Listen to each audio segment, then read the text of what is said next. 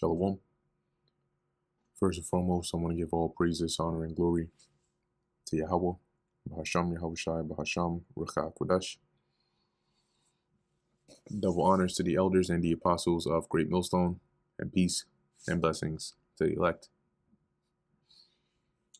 And today we're going to go into the book of Genesis, the 5th chapter. As we went through in the 4th chapter, overall dealing with Cain's disobedience and the event of him murdering Abel and so on and so forth, the punishment that was put upon him. So this is the book of Genesis chapter 5 verse 1. This is the book of the generations of Adam. In the day that God created man, in the likeness of God made he him, which the word God here is still Elohim, which is plural. So really it should be in the day that the powers created man, in the likeness of God made they him, or man. Anyway, so this is going into the genealogy, all right, following in this case Adam, but through the line of Seth. Male and female created he them, and blessed them, and called their name Adam, in the day that they were created, right? Which goes to show you that it was a plural, right? The creation of man was not just one man and one woman. It was a lot of men and women. So the Lord blessed them and called their name collectively Adam. But he also had an individual man himself who was also called Adam. In the day that they were created, i.e. in the 5,000th year, which was the day, not the 24-hour period, but the duration of 1,000 years when they were created, as we went through in Genesis, the 1st chapter. And Adam lived 130 years and begat a son in his own likeness after his image, and called his name Seth. And so Seth was pretty much like Adam. Now this could have been, both in appearance, but definitely in taken after his spirit, unlike Cain. And the days of Adam after he had begotten Seth were 800 years, and he begat sons and daughters. So as you can see, we lived to really long ages back then. And all the days that Adam lived were 930 years, and he died. Now, here's something interesting about this, right? When you go back to Genesis, the 3rd chapter, it was said in the day that Adam was to eat or partake of that tree of knowledge of good and evil, he would die in that day. And when we went through that, I explained that that day was actually a period of 1,000 years. Adam transgressed prior, right, to having Cain and Abel, as we read in the next chapter. And also, then you had, obviously, Cain murders Abel, and then he's also kicked out. So this has happened definitely not in the span of, in fact, from the point of Eve being pregnant to birthing Cain is well over 24 hours. So if this day was in reference to a 24-hour period, then it wouldn't make sense. Adam should have already been dead before he could even have a son. But that goes to show you why that day, pursuant to 2 Peter 3 and let me see if I can pull it up, that day is referring to a 1,000-year period. Because as it reads in 2 Peter, I think it's 3 and 8, but beloved, be not ignorant of this one thing, that one day is with the Lord as 1,000 years, and 1,000 years as one day. So in this case, a day to the Lord is 1,000 years to us, which is why Adam didn't live to a full 1,000 years. So within that day, within that 1,000 years, he died. Hence, he lived but he lived to 930 years. Okay. And Seth lived 105 years and begat Enos. And Seth lived after he begat Enos 807 years, and begat sons and daughters.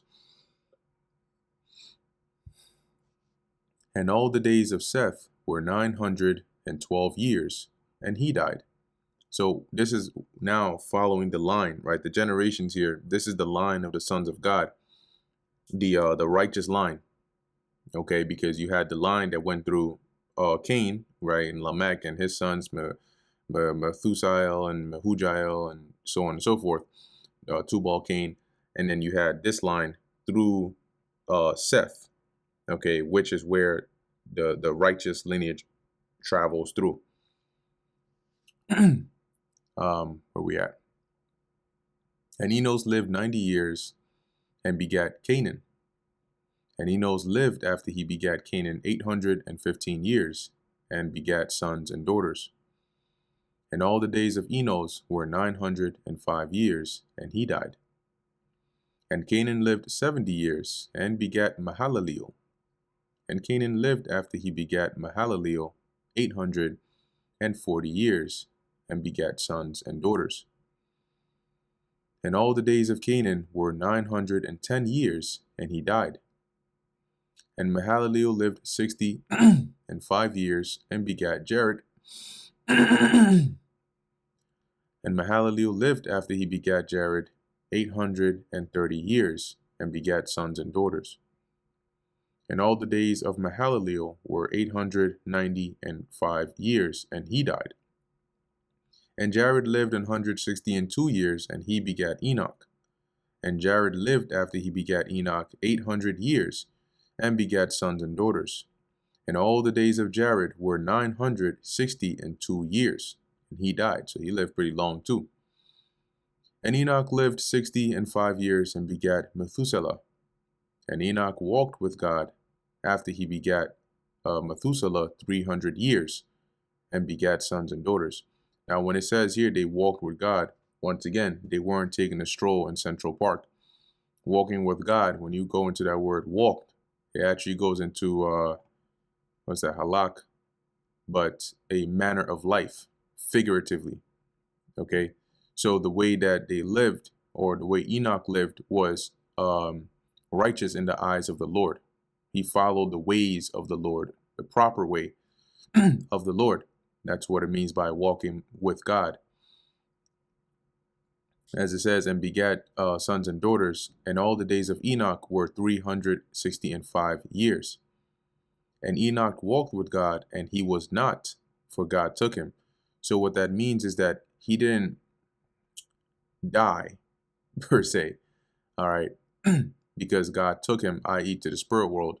And like we see like a similar situation with Elijah, where Elijah's body wasn't found because he didn't die the same way we all, die, in the sense that he was actually taken up in a chariot, right, and in the vehicle of the angels, and then you can say translated to the spirit world. And let's get a precept on that. Let me see, I think this is Hebrews 11. But let's just try to find the verse. Okay, let's do Hebrews 11. And let's search translated. Here we go. Hebrews 11:5. By faith, Enoch was translated that he should not see death, because death is the parting of your spirit from your body. That's why your body gets buried and your spirit goes back to the spirit world. But Enoch wasn't found, meaning his body didn't remain here. He didn't have to deal with the separation of his body from his spirit the way we do. And he was not found because he was taken up, right? Because God had translated him. For before his translation, he had this testimony that pleased God, which is why it said that he walked with God. Now, when you look into the word translated, I'm just going to do myself the favor and not attempt to pronounce that. Let's hear it. Strong's G 3346. Metatithemi.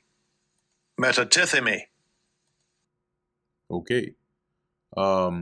So when you look into that word, it says to transpose, meaning two things, one of which is put in place of another. So you take one thing and put it in the place of another, right? when So when dealing, let me see if there's anything else. To transfer, to change. What else do they have here? Figuratively, okay, cool. So what happened with Enoch is, instead of his body, dying and breaking down to the earth, it was transposed as the Lord took him to the spirit world, because you can't dwell in the spirit world with a carnal body, right? A body that is meant to dwell on the flesh. So what happened was that the Lord translated or changed that body into his spiritual body, which the Apostle Paul mentions, that you have the bodies that we dwell in here on earth, and you have those in the spirit world, right? That you're in when you're in the spirit world. So the Lord just translated his carnal body to his spiritual body as he entered the spirit world. Therefore, he didn't deal with that separation of spirit and body in the traditional sense that we do. So going back to Genesis 5:25, and then something similar happened with Elijah and also Yahushua, right? Hence, you couldn't find their actual bodies. And Methuselah lived 187 years and begat Lamech. And Methuselah lived after he begat Lamech 782 years and begat sons and daughters. And all the days of Methuselah were 969 years, and he died. And I believe he lived the longest, which is 969 years. And Lamech lived 182 years and begat a son. And he called his name Noah, saying, This same shall comfort us concerning our work and toil of our hands, because of the ground which the Lord Yahweh hath cursed. And it's interesting because I think that, I wonder, let me see if I remember correctly, in Genesis, let's check the 8th chapter. There we go. In Genesis chapter 8, this is after the flood, which we'll get to it. Noah after, after the waters abated and he came onto the earth, dry land again, he built an altar unto the Lord, right? And offered burnt offerings. And the Lord said, I will not again curse the ground any more for man's sake. See?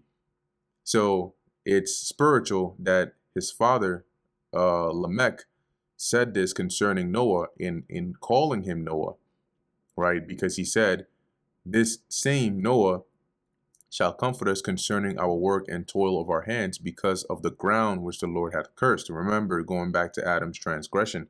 So it was difficult. It was laborsome in order to be able to get something during harvest. All right. And I believe when you go into the word Noah, it's Nawach or Nach, as they have it here. Yeah, same as Nawach. Now this here says means rest. Let's see what the root word is. Okay, resting place. So, like comfort, rest, right?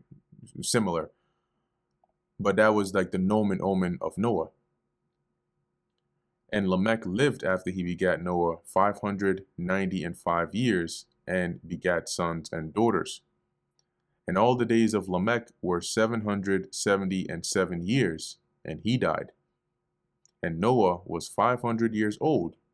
And Noah begat Shem, Ham, and Japheth. And Shem in the Hebrew is Sham, which means name. All right, Ham is Cham, which means hot.